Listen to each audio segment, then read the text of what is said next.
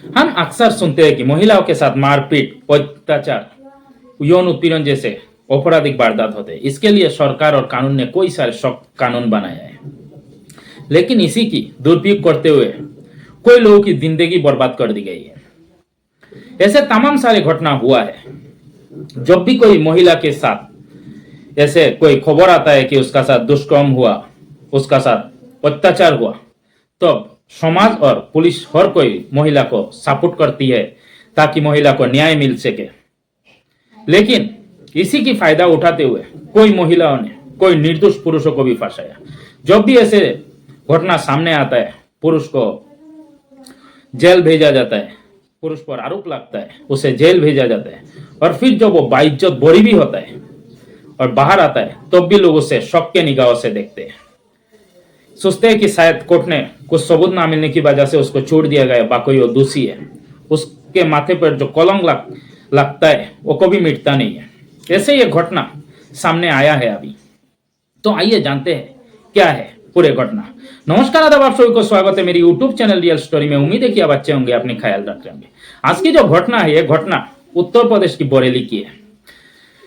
बरेली की नेकपुर की रहने वाले, सुभाष नगर के रहने वाले अजय उर्फ राघव, उस राघव की घटना है। 2 सितंबर, ये घटना जानने के लिए हमें 5 साल पीछे जाना पड़ेगा। 2 सितंबर 2019 को एक महिला पुलिस स्टेशन जाती है, बारादारी पुलिस स्टेशन, जाकर एक एफआईआर दर्ज करती है। कहती है कि मेरा जो बेटी है, बेटी को अजय ने भागा कर लेकर चले गए, किडनैप कर लिया गया।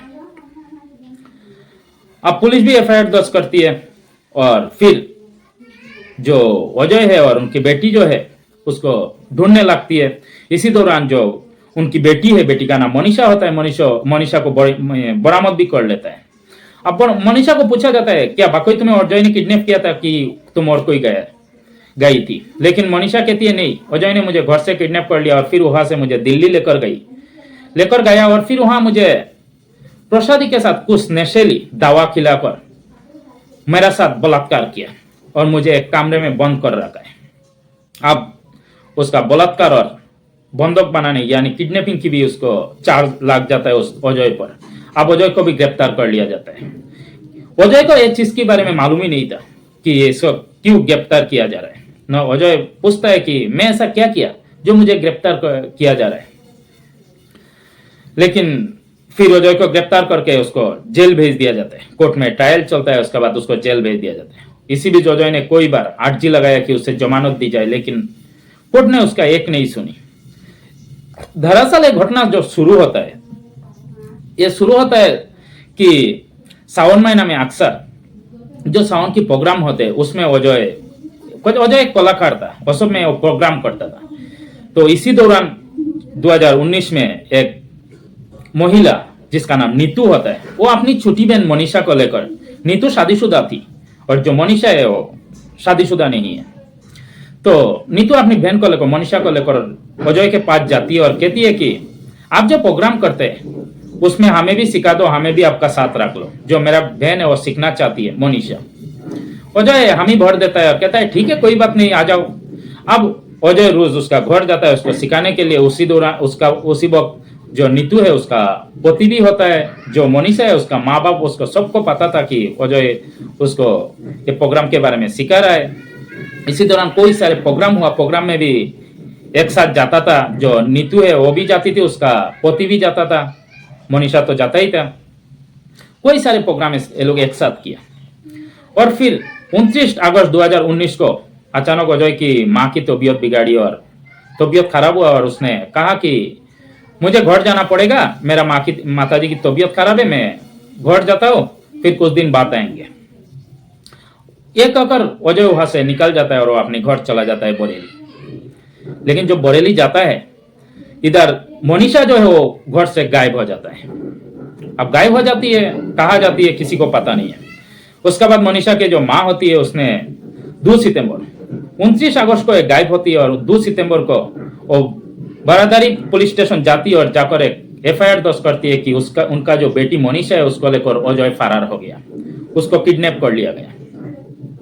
अब फिर पुलिस भी उसको जब बरामद करता है, उसको पूछा जाता है तो ये भी यही कहती है कि हाँ, मुझे जो अजय है उसने किडनैप की और मुझे दिल्ली ले गया और फिर वहां एक कमरे में बंद कर रखा, मुझे मेरा साथ बलात्कार किया। अब इस दौरान जब जो मुकदमा चल रहा था उसको जेल में भेज दिया गया अजय को। कोई बार उसने जमानत की अर्जी भी लगाया, लेकिन कोर्ट ने स्वीकार नहीं किया और कहा कि नहीं, तुम्हें ऐसे लोगों को बाहर जाने की कोई हक नहीं है। अब उसको जेल में ही बीतता है करीब 4 साल 6 महीना 8 दिन उसने जेल में काटी है। तो मुकदमा जब चल रहा था इसी दौरान 13 अक्टूबर 2023 को भी जो युवती है मनीषा है, उसने डांट कर युवक के खिलाफ बयान दिया था। उसको निकालने का कोई चांस ही नहीं है अजय को। इसी दौरान फिर आता है 2024। तो 8 फरवरी 2024 के वो दिन जब उसने जीरो के दौरान अपने बयानों से उसने मुकर गए, जो लड़की है उसने वो मुकर गई। दरअसल उसने कहा था कि उसका पहले उसका जब पूछा गया था कि वो लिखना पढ़ना जानती है कि नहीं, उसने कहा था कि मुझे लिखना पढ़ना बिल्कुल नहीं आता क्योंकि मैं अनपढ़ हूं। अब जब ये बात जज साहब सुनता है और फिर उसको कलमबंद बयान देना पड़ती है, तो इसी दौरान उसने अंग्रेजी में साइन किया। अंग्रेजी में जब साइन किया जज साहब ये चीज देखता है, जज साहब को शौक होता है। उस तब की जो जज साहब थे वो निर्दोष कुमार थे, उनको शौक हुआ और कहा कि उसने जज साहब ने पूछा कि तुमने तो कही थी कि तुम्हें अनपढ़ है, तुम्हें लिखना पढ़ना बिल्कुल नहीं आती, फिर तुम्हें अंग्रेजी में कैसे साइन की। अब लड़की फास्ट चुकी थी, अब वो कोई रास्ता नहीं देखती निकालने की वहां से। फिर उसने कहती है कि नहीं, मुझे जो अजय ने किडनैप की वो झूठा बयान था। अब जज साहब ने कहा कि तुम्हारा झूठा कौन सा है, सही कौन सा है। तो जो मनीषा है कहती है कि अब जो मैं बयान दे रही हूँ वो सही बयान है और पहले जो दिया था वो झूठा था, झूठी बयान। अब मनीषा कहती है कि अजय ने मेरा साथ ऐसा कुछ नहीं किया, ना तो रेप किया और ना ही मुझे किडनैप किया। अब ये बात जब निर्दोष कुमार सुनते हैं जज साहब, तो उनको बहुत गुस्सा आता है, वो भड़क जाते हैं। वो तुरंत आदेश देते हैं कि उसके खिलाफ केस दर्ज किया जाए। वो कोर्ट के शपथ लेते हुए कहते हैं उसको खिलाफ कोर्ट जो केस दर्ज किया जाए और सीजेड कोर्ट में उसको पेश किया जाए। फिर उसको जो इस पर केस दर्ज किया जाता है। 195 के तहत परिवाद के मामला दर्ज किया जाता है। 195 के तहत जो केस होता है उसमें 7 साल की सजा हो सकती थी। अब उसको वहां केस चलता है और फिर 2024 में आता है वो। अब जो वो कोर्ट में केस चल रहा था तो ज्ञानेंद्र त्रिपाठी जी की, तब की जज साहब, आपकी जो जज साहब होते हैं वो ज्ञानेंद्र त्रिपाठी जी होते हैं, उनका कोर्ट ने सजा सुनाती है कि युवती ने जो झूठी गवाही दी इसके लिए इस पर मुकदमा किया जाए और उसे जितने दिन वो लड़के निर्दोष युवक जो होता है अजय, उसने जितने दिन जेल काटी यानी 4 साल 6 महीना 8 दिन यानी कुल 1653 दिन की सजा काटी है। अब उसको भी उतना ही सजा काटनी होगी। अब उसको जो लड़का है उसको बाइज्जत बरी करके, कोर्ट ने बाइज्जत बरी करके उसको छोड़ दिया जाता है, वो निकाल आते हैं और जो लड़की है उसको सजा देती है। और कोर्ट ने यह भी कहता है कि अगर वो बाहर होता तो अगर मजदूरी भी करता तो भी उसने 5,88,000 रुपया कमा लेते। तो आप युवती को ये भी उससे वसूला जाए युवती से और उसको दिया जाए। अगर ये नहीं दे पाती तो उसको अतिरिक्त 6 महीना की सजा और सुनाई जाए। और जो कोर्ट है उसने सख्त रुख अपनाते हुए कहा कि इस तरह की मामलों से महिला की जो कित्तो है उसी से जो वास्तविक पीड़िता होते हैं उन पर भी उनका भी नुकसान उठाना पड़ता है।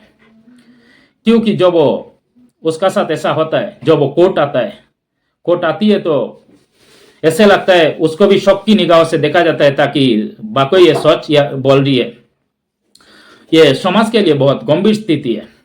कोई भी महिला को ऐसे छूट नहीं दी जा सकती कि अपने हितों के लिए किसी भी निर्दोष पुरुष पर उसने केस ठुक दे, उसको जेल भेजा जाए।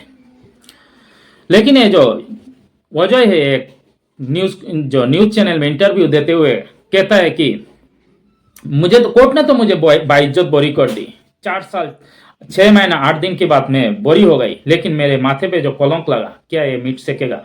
मैं अभी भी कोई जाता हूँ तो मुझे शौक की निगाहों से देखा जाता है। लोग शौक की निगाहों से मुझे देखते हैं। क्या मिला उनको, क्यों ऐसा किया? लेकिन सवाल अभी भी है कि उस लड़की ने ऐसा क्यों किया।